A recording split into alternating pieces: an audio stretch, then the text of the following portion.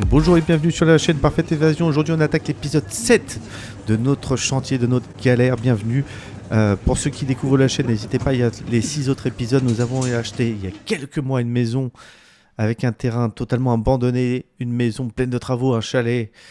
Je vous en parle pas. Je vous laisse regarder les vidéos. Il y a des surprises, il y a un peu de tout. Il y a des bonnes nouvelles, il y a des mauvaises nouvelles. En tout cas, n'hésitez pas à like, vous abonner, laisser un petit commentaire. Et là, on attaque parce que la team Rénov elle est arrivée. C'est pas pour bronzer. Allez, à tout de suite. Et le meuble qui était au-dessus de l'évier, là, oui. Vous savez, comme dans toutes les cuisines, il y a une vis à enlever, puis après on enlève. Et ben d'un côté c'est comme ça, puis de l'autre côté il y a une patte au-dessus. Alors j'étais là, ça vient pas, comment ça se fait, putain.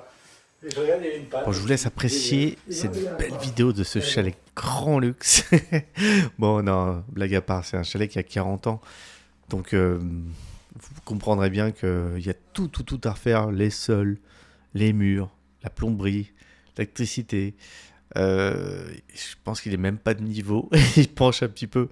Bref, on le savait qu'il n'était pas en super bon état. Mais on va en découvrir des pas mal. Vous allez voir, c'est plutôt fun. Bref, n'hésitez pas à nous dire en commentaire ce que vous pensez du chalet. Comment vous le trouvez, si vous le laisseriez comme ça, vous. Découverte du jour. Un des premiers locataires. Je crois que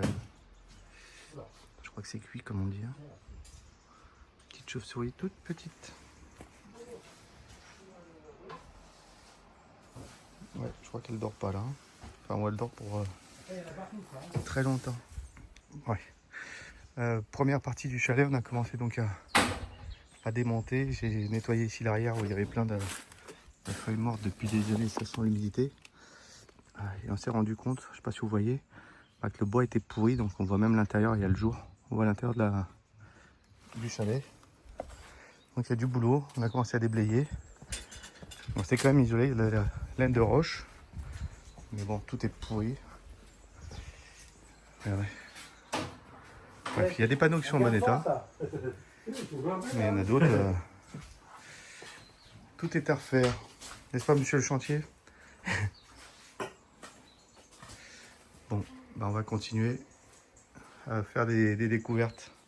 Regardez, tout est pourri de chez pourri. Bon, à tout à l'heure. C'est important puisqu'on attaque les travaux du chalet. Voilà, j'ai oublié de faire la petite vidéo en début de chantier. Donc je prends quelques secondes pour la faire. Pas eu le temps de me raser, pas eu le temps de me coiffer. On y va nature à la caméra parce qu'on n'est pas en mode vacances et tourisme. Mais on a attaqué énormément la partie la plus importante des travaux, le chalet. À virer tout ce qu'il y avait dedans, tout ça c'est à...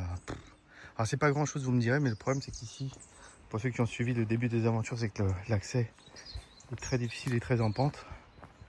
Et donc on est obligé de faire... c'est difficile, c'est-à-dire qu'on voudrait bien louer une camionnette pour faire les travaux, mais vu l'accès, si jamais on abîme un petit peu le camion, c'est toute la caution qui part. Donc là on a commencé à enlever de la laine de roche sur les murs, tout était pourri. Parce que l'accès n'est vraiment pas simple. On a une partie de déchetterie qu'il faut tout virer. On attend que les mecs viennent chercher là. Il y a une voiture qui a été découpée, enfin vous avez dû suivre, mais c'est vachement en pente, on se rend pas compte. Et comment dire, c'est pas la pente le souci, c'est le virage, et t'abîmes un petit peu le camion, tu laisses une caution.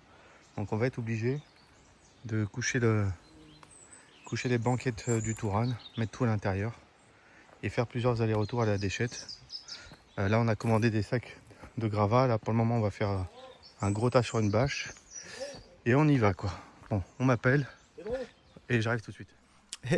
Oui, mais parce que pendant ce temps-là, pendant que nous on casse et on range, la piscine, elle avance. Donc là, ils ont commencé à bien remplir la piscine, enfin remplir le fond, puisqu'ils allaient bientôt couler la dalle. Belle journée quand même, belle journée. Enfin franchement, je faisais des allers-retours, j'ai l'impression qu'à chaque fois que je revenais à la piscine, il y avait une journée qui s'était passée. Ils avançaient vraiment très vite, ça bossait, ils prenaient parfois même pas de pause pour déjeuner. Enfin c'était... Ouais, franchement, on était contents parce que le chalet avançait, la piscine avançait. C'était super.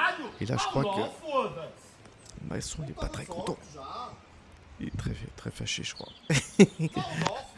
Bref, non, mais bon, voilà, c'est normal. Des fois, on veut que ça avance vite. Là, vous voyez, avaient commencé à poser les margelles autour. La dalle était coulée, les marches étaient faites. Ils commençaient à nettoyer.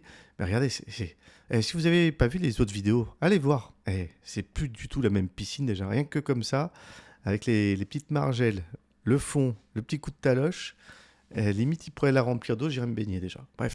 Mine de rien, quand même, la piscine à l'origine faisait pratiquement 2,20 m sur la partie la plus profonde. Là, on a fait du 1,60 m sur le plus profond et 1,40 m. 1,60 m parce que c'est la taille minimale pour faire des plongeons et 1,40 m proche des marches. C'est pour que si jamais on veut jouer ballon ou autre, pour qu'on ait pied sans avoir l'eau jusqu'à la hauteur de la bouche. Bref, en tout cas, on est très très très satisfait du résultat. Du chalet. Je suis en train de démonter ce bordel là. Si on cherche toujours les arrivées d'eau de la maison. C'est pas simple. Et là-dedans, les gars, je peux vous dire qu'il doit y avoir des habitants. Et je sais pas si je peux filmer et soulever en même temps, mais j'ai vu, il me semble, un ou des scorpions. Je pense que je vais chercher les lunettes pour filmer sa race. C'est tout pourri. Pourri de chez pourri, mais là-dessous, les gars, je sais pas ce qu'on va trouver. On va trouver, putain. Voilà, c'était le moment de démonter. Je sais pas si vous voyez les palettes se désintégrer juste en tirant dessus. C'était vraiment pourri de chez pourri. Au final, franchement, il y avait juste 2 scorpions. On est vivant, on s'est pas fait attaquer. Tout va bien. Mais franchement, découverte sur découverte et restez pour la suite, vous allez comprendre. Ah putain, les moustiques. On continue. Ouais, il y a des moustiques là. Délicatement, Philou. Oui, délicatement, mais si t'es pas en bas pour les récupérer, je fais comment moi? J'arrive. Sans moi, Je vais peut-être enlever le masque pour parler. Et ben voilà. Une bonne merde de moi. Oh putain. Et j'ai ma fille. Elle va me détester quand elle va sortir en boîte de nuit, en débardeur. Voiture. Bon, il faut qu'on vous parle de quelque chose.